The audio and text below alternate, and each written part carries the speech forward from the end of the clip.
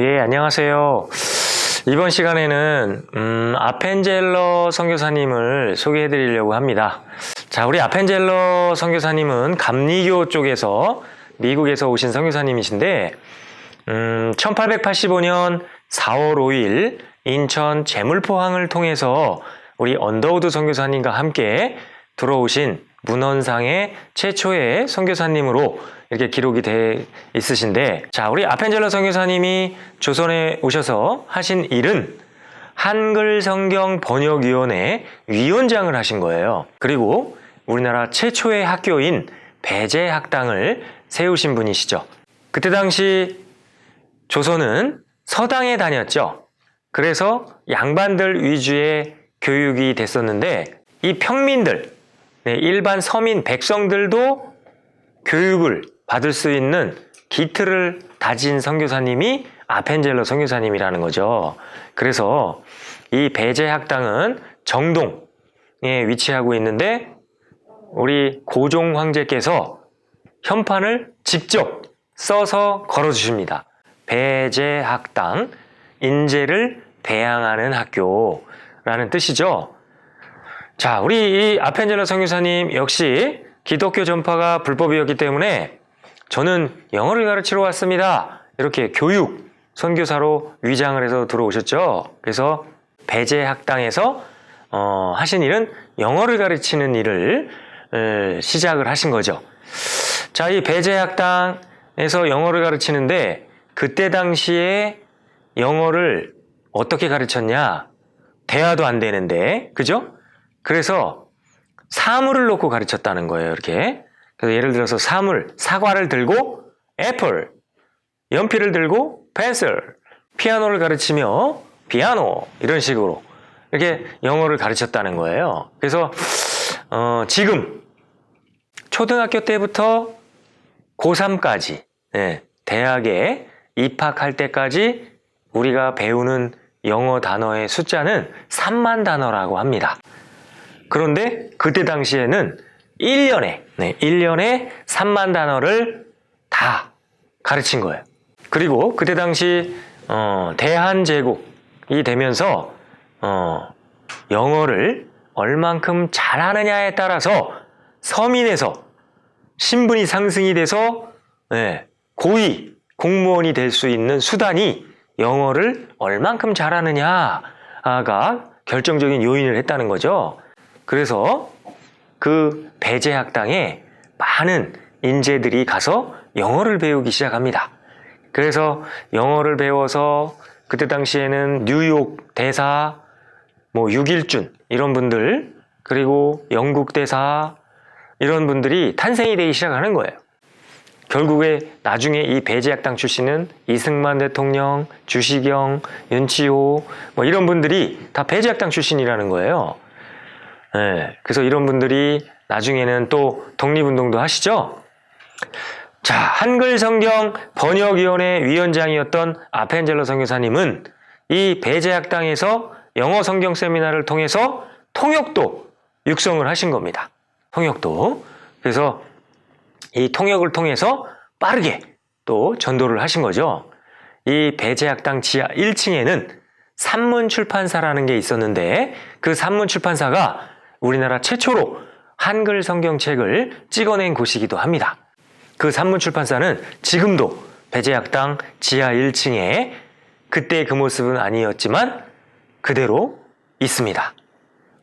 자, 이 아펜젤러 선교사님이 배제학당에서 몰래 영어 성경 세미나를 통해서 구원받은 영혼들이 탄생하기 시작합니다. 그래서 통역도 육성하고, 또 우리나라 최초의 교회인 베델교회당, 지금은 정동제일감리교회죠.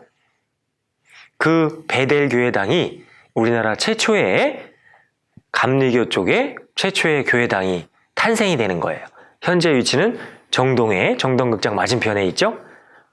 맨 처음에는 가로 2.6, 세로 5.2에 한 10대 명 들어가는 작은 교회당이었는데, 그곳에서 우리나라 최초의 구역 모임이 열린 곳이기도 하죠.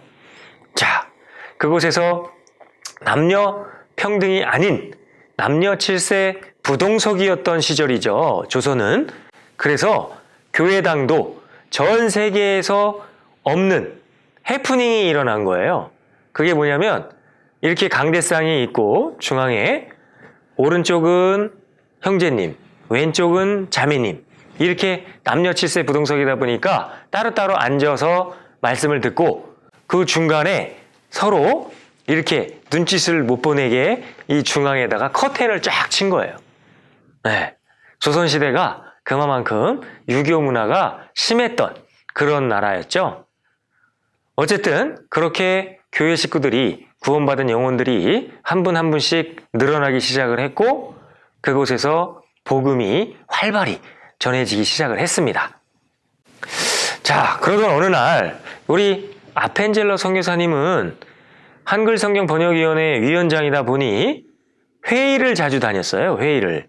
이제 선교사님들하고 같이 이제 한글 성경 그 번역 회의를 해야 되니까 공식적인 회의 숫자만 해도 555번의 회의를 하셨다라는 기록이 있는데, 이제 이번에는 목포에서 회의가 있어서 한강에서 배를 타고 목포로 가신 거예요. 자, 목포 앞바다에서 일본 상선과 우리 아펜젤러 선교사님이 탄 배가 그만 충돌을 합니다.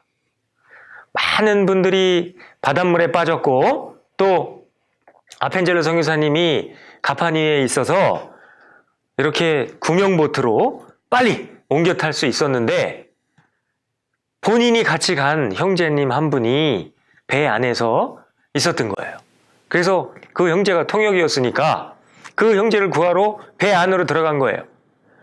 형제님, 배가 뒤집힙니다. 빨리 배를 탈출하셔야 돼요. 하고 소리를 지르고 그 형제를 구하러 배 안으로 들어갔다가 배가 그만 침몰해버린 거예요.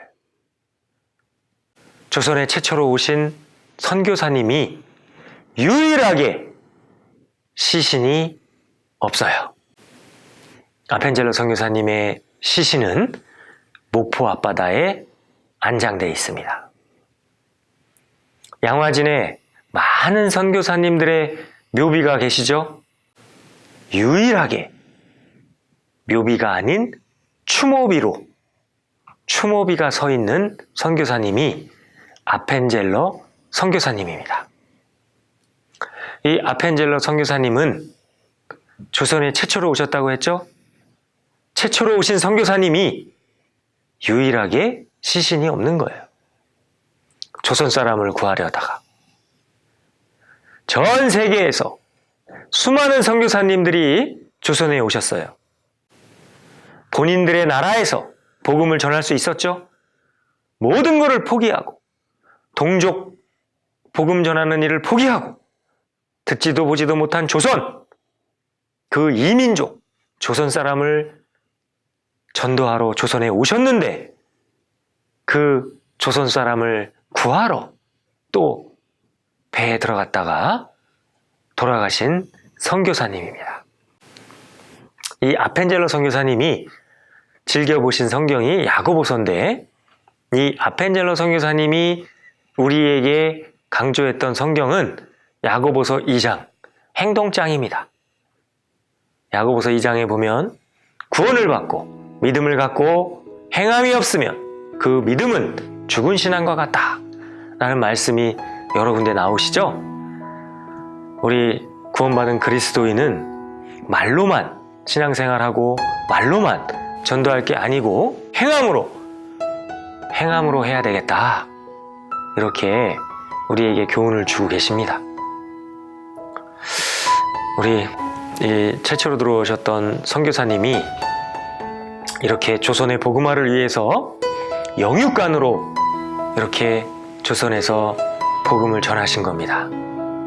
그래서 지금 그 선교사님이 세운 학교와 교회당이 있죠? 그것을 통해서 또 수많은 영혼들이 구원을 받고 한 것처럼 최초로 들어오셔서 그냥 포기하고 갈 수도 있었어요. 구원받은 식구가 한 명도 없는데, 그죠? 그런데 포기하지 않고 주님께 아펜젤러 선교사님은 기도를 합니다. 고통을 벗겨준다고 하면 의심부터 하고, 쇠사슬 같은 올가미에 묶여있는 듯한 이 영혼들, 주님, 제발 이 영혼들을 주님 앞으로 돌아올 수 있도록 저를 주님의 도구로 끝까지 사용해 주시고 제 믿음을 붙들어 주세요. 이렇게 기도를 하십니다. 자, 이때 당시 조선에서 복음을 전하다가 잡히면 죽는 그 시절에 선교사님은 의지할 수 있는 분은 오직 주님밖에 없었습니다. 그래서 우리도 주님을 의지하고 이 선교사님들의 교훈을 얻어서 행함으로, 말로만 하는 신앙이 아닌 행함으로 이루어지는 그런 그리스도인이 되어야 되겠다, 교훈을 주는 선교사님이었습니다. 지금까지 아펜젤러 선교사님이었습니다. 감사합니다.